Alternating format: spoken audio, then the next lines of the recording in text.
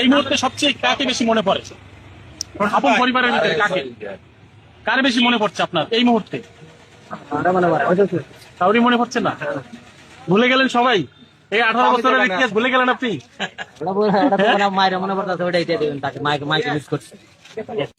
যেই মা 10 মাস 10 দিন গর্ভে ধারণ করলো, আজ মনে পড়ছে না সেই মায়ের কথা।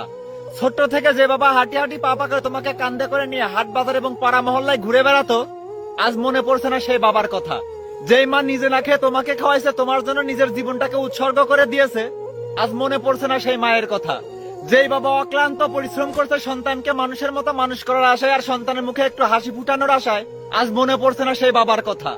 এর কারণ একটাই, সেই বাবার মা নাকি তার ভালোবাসার মানুষের পথের কাঁটা হয়ে দাঁড়িয়েছিল। ওহে সন্তান, আজ 20 বছরের ভালোবাসা তোমার কাছে পথের কাঁটা মনে হলো।